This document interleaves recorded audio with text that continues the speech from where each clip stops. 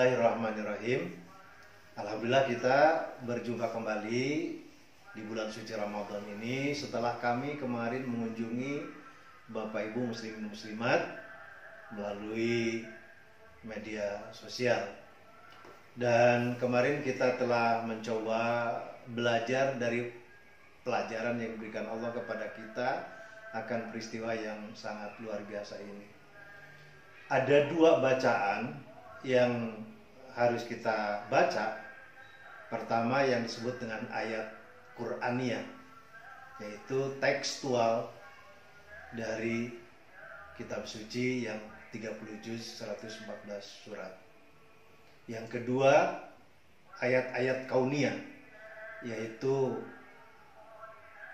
alam semesta atau kejadian yang terjadi di alam semesta ini juga merupakan bacaan kita, pedoman kita yang harus kita pelajari.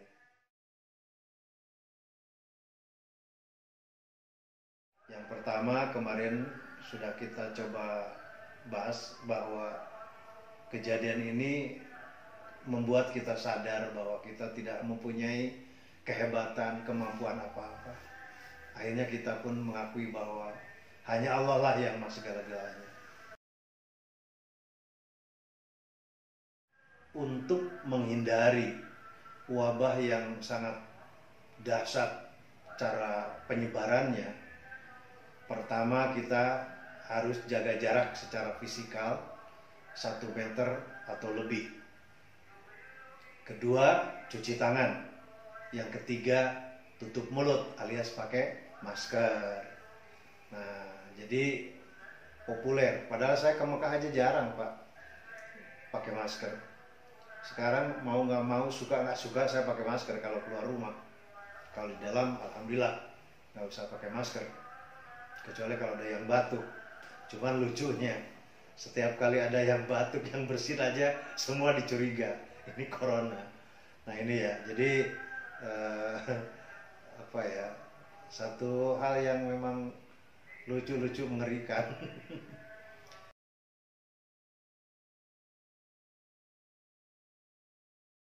Masker ini adalah satu alat untuk menutup atau menolak agar kalau ada orang lain yang diperkirakan menyebarkan virus, itu akan tertahan oleh masker yang kita pakai. Atau sebaliknya, ketika kita batuk atau bersin, tertahan, tidak memberikan juga penyebaran yang kurang positif kepada orang lain. Nah ini masker ini dalam sejarahnya sudah panjang, bukan hanya sekarang rame-rame masker. Katanya si Volberger ya, nggak tahu cara bacanya, ini bahasa Prancis. Kalau Prancis kan lain dengan Inggris. François Mitterrand ditulisnya lain lagi. Nah itu ya, jadi mohon maaf kalau saya salah baca. Jadi Volberger ditulisnya. Apakah kayak Belanda, G itu jadi H, wallahu alam. Nah, jadi seorang dokter Prancis itu dia menemukan bagaimana caranya ketika dia membedah supaya tidak ketika dia bersin, ketika dia batuk menyebar kepada orang yang sedang dioperasi. Maka Volberger ini berinisiatif untuk menutup hidung dan mulutnya. Dengan apa? Sederhana sekali, dengan sapu tangan waktu itu. Nah, sekarang ditemukan.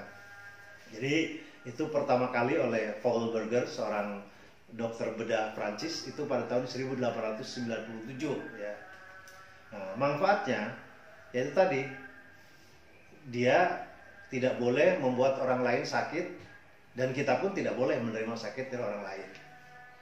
Nah, bagi kita apalagi yang sedang berpuasa, ini amat bermanfaat sekali. Pertama, bahwa mulut orang yang berpuasa, walaupun katanya bahwa nanti akan berubah dari mulut yang kurang sedap kita rasakan, mau bau mulut orang yang berpuasa itu katanya nanti seharum parfum kasturi ya. Tapi bagaimanapun, sungguh kita tidak enak sekali kalau bau mulut kita ini tercium oleh orang lain. Demikian pula sebaliknya. Makanya dengan masker ini terjaga. kita tidak menularkan bau mulut kepada orang lain, dan orang lain pun tidak memberikan bau kepada kita.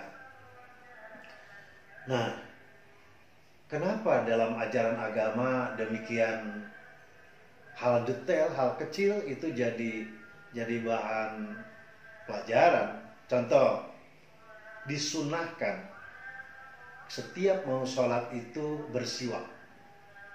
Kata Nabi, seandainya tidak memberatkan hambaku, demi akan aku perintahkan hambaku membersihkan giginya setiap atau bersiwak setiap mau sholat 5 waktu. Artinya apa? Ketika kita berjamaah dengan orang lain, ketika kita melafalkan Allahu Akbar, kadang-kadang kan tercium bau mulut kita, atau sebaliknya mulut orang lain ke kita. Makanya dimakruhkan orang yang mau sholat itu makan bau-bauan seperti bawang, pete, jengkol, dan lain sebagainya. Nah, jadi para PTR dan jengkoler, nah ini berhenti ketika mau sholat. Supaya apa? Tidak memadaratkan orang lain. Nah, ini apalagi sholat subuh sangat nggak sedap. Ketika kita husu-husunya Allahu Akbar, hiliwir tak, kenapa ngomong orang kan karawasnya enek. Nah, enek. Makanya kita tidak bolehlah membuat orang lain sengsara karena perbuatan kita. Nah, ini pelajaran yang luar biasa dari masker ini apa? Satu, tidak boleh memberi rasa tidak enak, tidak nyaman, tidak sedap kepada orang lain. Demikian kita pun harus menjaga agar ketidaknyaman itu juga tidak kita rasakan. Jadi timbul hikmah dari ini, saling merasakan, saling memberi manfaat, saling menolak madarat. Maka kata Nabi, la darara wa la dirara. Tidak boleh kita memadaratkan, dan kita pun tidak boleh menerima madarat. Nah, jadi kita juga jangan mau diberi madarat. Ini betapa luar biasa ajaran Islam ini.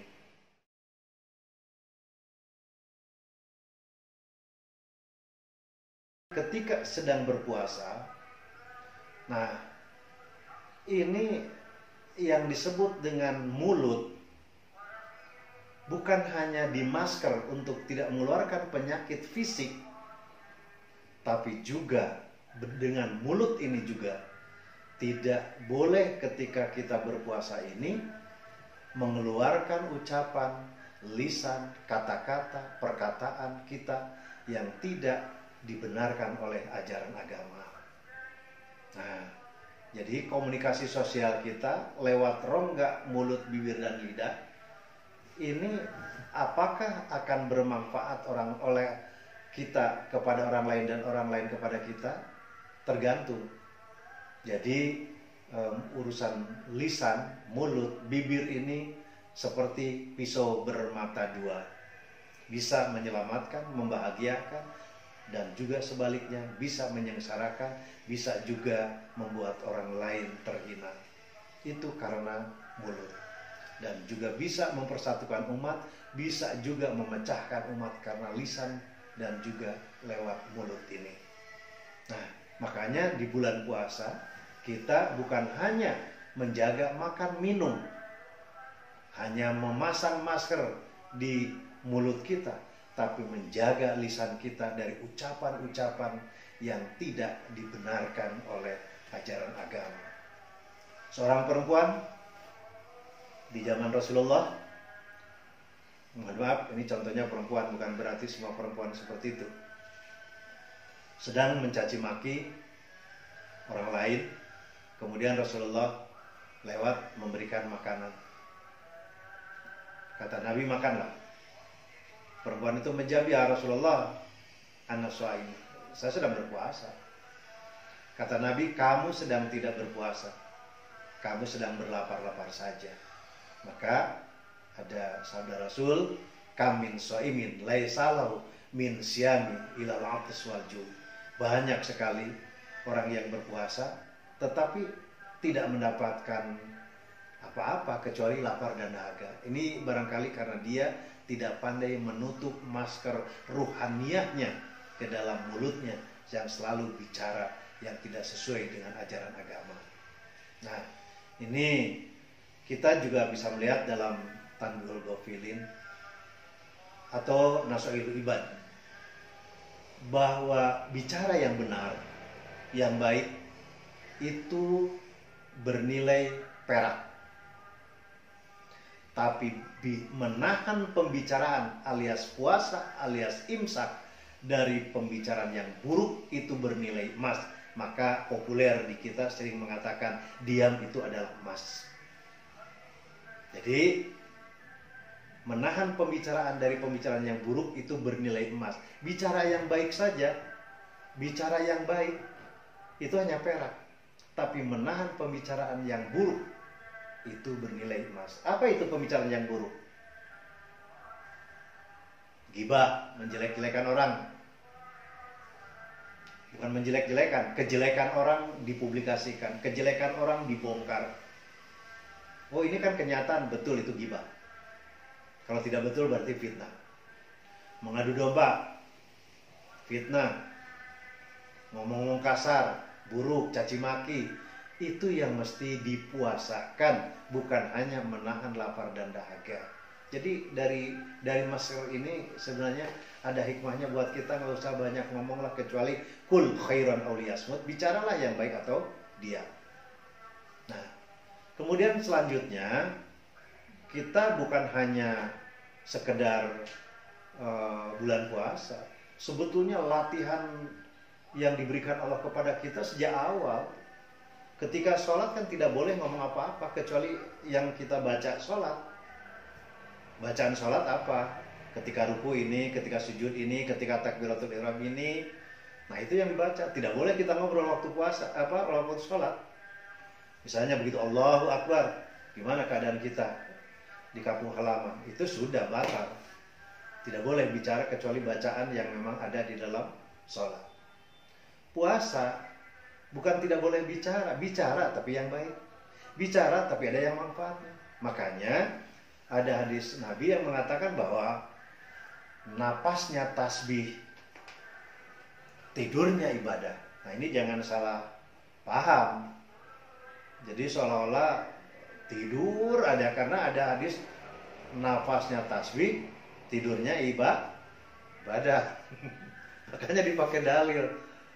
Tiap saum penuh masjid dulu ya, kalau waktu musim corona ya tidak banyak yang tidur di masjid. Tidur aja, kenapa? Ibadah. Padahal yang dimaksud, daripada ngomongin yang nggak benar, ngomongin yang tidak ada manfaatnya, apalagi bicara yang menyakitkan hati orang lain, lebih bagus tidur, karena orang tidur nggak pernah ngomong. Nah, ketika kita melaksanakan umrah atau haji, man faradha fihinal hajja fala rafatha wala fusuqa wala jidala. Ketika kita melaksanakan haji, maka jangan ropas, fusuk dan jidal, berbantah-bantahan. Itu bukan tidak berarti tidak boleh ngomong, tidak boleh bicara, boleh, tapi tidak boleh ropas, tidak boleh fusuk, tidak boleh jidal. Apa itu ropas, fusuk dan jidal? Kita bahas nanti pada pembahasan manasik haji. Berbantah-bantah, bertengkar urusan agama, urusan politik, sampai pecah ukhuwah Islamnya, itu yang tidak boleh kita lakukan dalam pembicaraan ini. Nah, itu ya.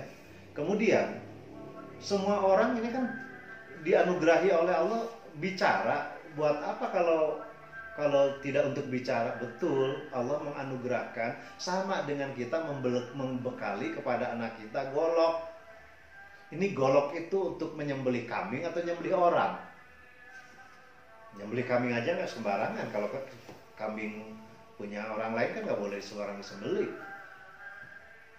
Nah, semua orang bisa bicara. Anak kecil, orang tua, laki, perempuan, orang kaya, orang miskin, orang kampung, orang desa, semua bisa bicara. Tetapi ketika kita disuruh bicara yang baik dan benar, itu tidak semua orang bisa, karena ada ilmunya. Makanya para ahli, bagaimana cara kita berpikir yang logis, yang masuk akal, yang bisa diterima oleh orang, maka lahirlah ilmu logika atau ilmu mantik kalau di pesantren. Bagaimana kita masalah keindahan perilaku, estetika, yaitu akhlak. Kemudian bagaimana supaya bicara ini sistematikanya, kontennya, dan maka lahirlah ilmu retorika. Jadi dengan kita di masker ini bukan hanya sekedar menyehatkan dan menjaga bakteri, virus dari orang lain ke kita, dan kita juga tidak boleh menularkan bakteri, virus, penyakit kepada orang lain, tapi juga menjaga hal-hal yang lebih ruhaniah, yang lebih bernilai akhlakul karimah, bahwa kita tidak boleh bicara sembarangan, tidak boleh kita berkata-kata yang tidak ada manfaatnya. Oleh karena itu, daripada kita ngomong yang nggak benar, daripada kita bicara yang tidak ada manfaatnya, lebih baik pakai masker saja, ditutup supaya tidak banyak bicara. Termasuk sekarang saya mungkin kebanyakan bicara. Mohon maaf. Wabillahi taufiq wal hidayah. Wassalamualaikum warahmatullahi wabarakatuh.